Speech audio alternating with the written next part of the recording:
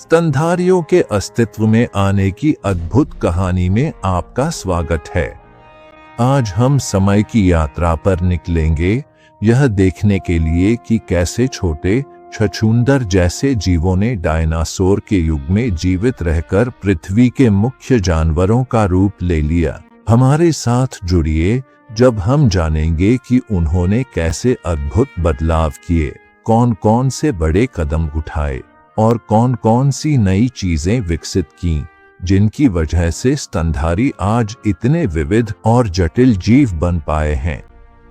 तैयार हो जाइए करोड़ों वर्षों में हुए इन अविश्वसनीय बदलावों से चकित होने के लिए। स्तनधारियों की कहानी 30 करोड़ साल पहले कार्बोनिफेरस काल में शुरू होती है, जब साइनैप्सिड्स नामक एक सरीसृप समूह था। इन शुरुआती पूर्वजों ने सरीसृपों के बड़े समूह से अलग होकर धीरे धीरे स्तनधारी जैसे रूपों में बदलाव किया। पहले ज्ञात साइनैप्सिड्स में से एक है डायमेट्रोडॉन, जो एक फैला हुआ जीव था और जिसकी पीठ पर एक खास पाल थी। हालांकि डायमेट्रोडॉन को अक्सर गलती से डायनासोर कहा जाता है, लेकिन इसने स्तनधारी विकास की नींव रखी क्योंकि इसमें वे गुण दिखे जो समय के साथ विकसित हुए। लगभग 25.2 करोड़ साल पहले पर्मियन त्रायसिक विलुप्ति घटना, जो पृथ्वी के इतिहास की सबसे बड़ी विलुप्ति थी, ने कई साइनैप्सिड प्रजातियों को समाप्त कर दिया। हालांकि कुछ साइनैप्सिड जीवित बचे और अगले ट्रायसिक काल के दौरान विकसित हुए। इसी समय स्तनधारी छोटे गर्म खून वाले जानवरों के रूप में प्रकट हुए, जो अपने सरीसृप रिश्तेदारों की छाया में जीवन के अनुकूल हो गए। ये प्रारंभिक स्तनधारी छोटे थे, अक्सर आधुनिक चूहों के आकार के, जिससे वे पर्यावरण के उन हिस्सों का उपयोग कर सकते थे जहां बड़े सरीसृप नहीं जा सकते थे। अनुकूलन की यह क्षमता ही उनके जीवित रहने और अंततः सफल होने की कुंजी बनी। मेसोजोइक युग के दौरान, जो लगभग 25.2 करोड़ से 6.6 करोड़ साल पहले तक था, डायनासोर पृथ्वी पर राज करते थे, लेकिन स्तनधारी चुपचाप पृष्ठभूमि में बने रहे। इस समय को कई अलग अलग स्तनधारी प्रजातियों द्वारा चिह्नित किया गया था, जिनमें मोनोट्रीन्स यानी अंडे देने वाले स्तनधारी और प्रारंभिक मार्सुपियस शामिल थे। हालांकि वे विभिन्न स्थानों पर रहते थे। प्रारंभिक स्तनधारी ज्यादातर रात में सक्रिय रहते थे, जो एक ऐसी रणनीति थी जिससे वे डायनासोर द्वारा शिकार होने से बच सकते थे। इस अनुकूलन ने उन्हें बेहतर सुनने और सूंघने जैसी अनूठी विशेषताएं विकसित करने में मदद की, जो उनके विकास में सहायक साबित हुई।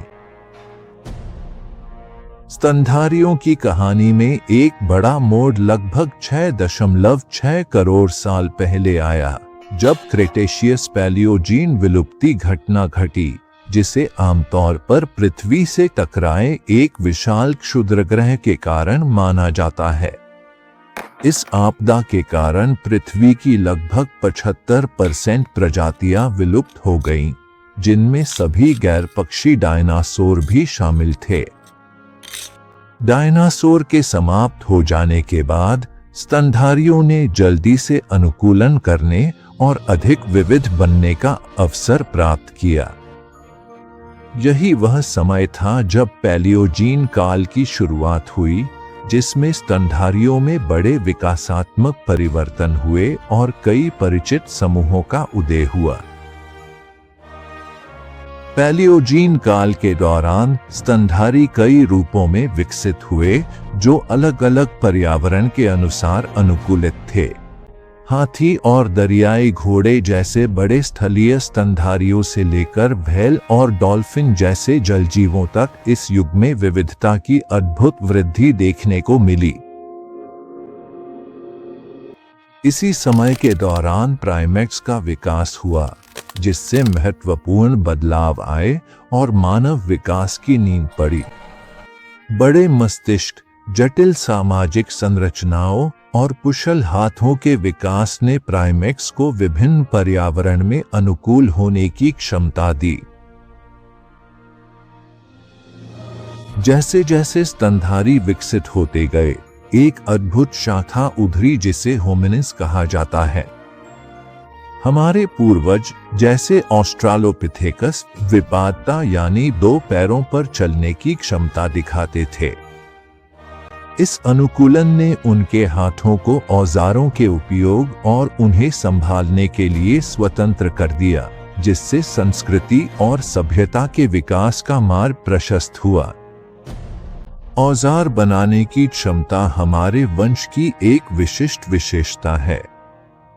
प्रारंभिक मानव जैसे होमो हैबिलिस और बाद में होमो इरेक्टस ने उन्नत औजार बनाना शुरू किया, जिससे शिकार, संग्रह और अंततः कृषि में बड़ी प्रगति हुई। इस बदलाव ने बड़ी समुदायों और सामाजिक संगठन की शुरुआत को संभव बनाया। आज स्तनधारी पृथ्वी पर सबसे विविध और अनुकूलनीय जीवों के समूहों में से एक हैं। सबसे छोटे छछूंदर से लेकर सबसे बड़े नीले व्हेल तक स्तनधारी पृथ्वी के हर कोने में रहते हैं। समुद्र की गहराइयों से लेकर सबसे ऊंचे पहाड़ों तक स्तनधारियों ने जटिल समाज बनाए हैं। हाथियों के विशाल झुंडों से लेकर प्राइमेट्स की जटिल सामाजिक संरचनाओं तक विभिन्न वातावरणों और चुनौतियों के अनुसार खुद को ढालने की उनकी क्षमता उस विकासात्मक यात्रा का प्रमाण है जो 30 करोड़ साल पहले शुरू हुई थी। स्तनधारी विकास की इस अद्भुत खोज में हमारे साथ जुड़ने के लिए धन्यवाद। छोटे जीवों से लेकर प्रमुख प्रजातियों तक की यात्रा दृढ़ता, अनुकूलनशीलता और नए विचारों की गहरी कहानी है। अगर आपको यह यात्रा रोचक लगी हो तो कृपया लाइक करें, सब्सक्राइब करें और नीचे कमेंट में अपने विचार साझा करें। आपको कौन सा स्तनधारी सबसे दिलचस्प लगता है? हम आपकी राय जानना चाहेंगे।